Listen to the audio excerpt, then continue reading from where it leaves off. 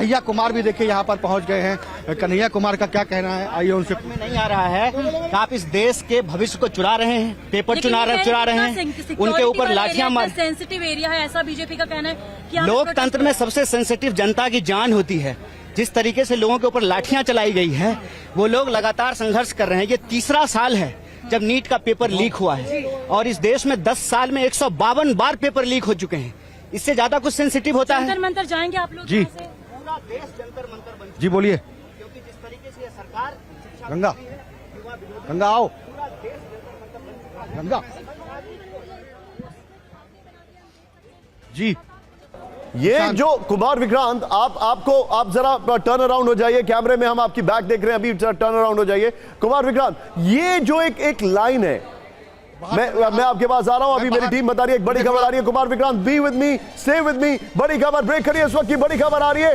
ये यहां पर जो तस्वीरें, घटनास्थल को पुलिस ने घेर लिया है। नंबर 1, नंबर 2, कई बसेस वहां पर आ चुकी है। नंबर 3, कई सारे कार्यकर्ताओं को, कुछ नेताओं को हिरासत में लिया गया है। ये चारों तरफ से अब पुलिस जो है स्ट्रैटेजिकली इसको इवैक्यूएट करने की कोशिश में है। मैं सीधे चल रहा हूं कुमार विक्रांत के साथ पास। कुमार विक्रांत, इस पूरे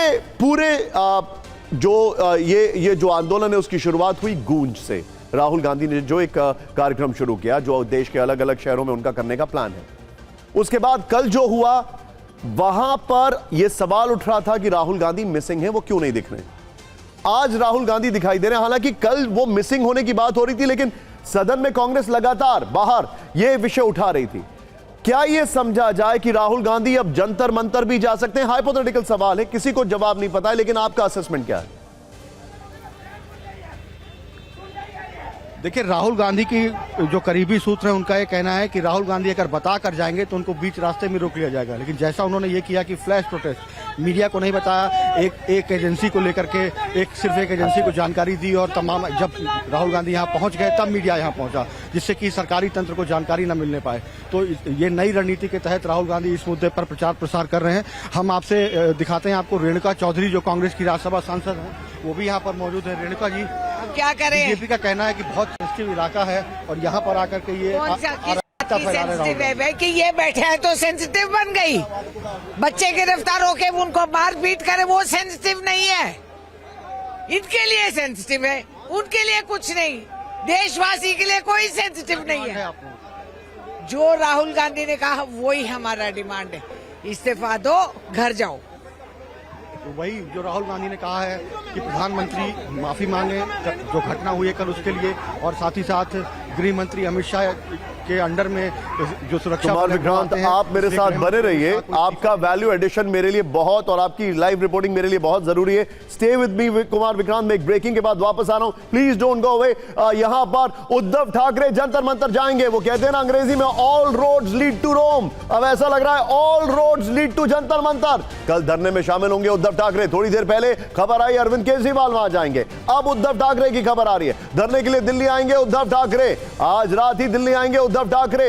ये अब लेट असेसमेंट है या आफ्टर थॉट है, ये अपने आप में कहा जा सकता है। लेकिन कुमार विक्रांत के पास में जाने से पहले यहां पर एक क्विक टेक यहां पर लेना चाहूंगा बिपिन चौबे से, जिन्होंने कल इसको ग्राउंड से कवर किया। बिपिन, मुझे ऐसा लग रहा है इस आंदोलन में एक नई फायर डालने की कोशिश है।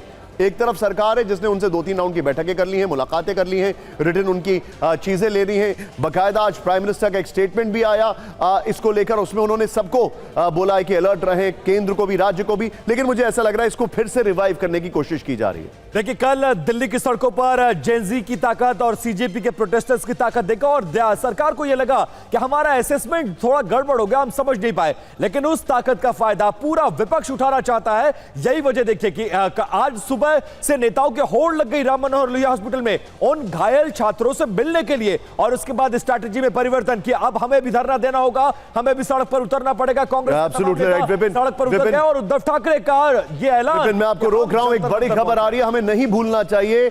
यूथ की पावर जो है वो बहुत तेज रिवॉल्यूशन लाती है। अगर आप बात करें उस दौर की, जनता दल के दौर की बात करें, या फिर अगर आपको याद होगा आरक्षण का वो टाइम, यूथ की पावर बहुत तेजी से रिवॉल्यूशन लाती है। लेकिन उस टैप या अनटैप एनर्जी को कैसे पॉलिटिकली रिवाइव किया जाए या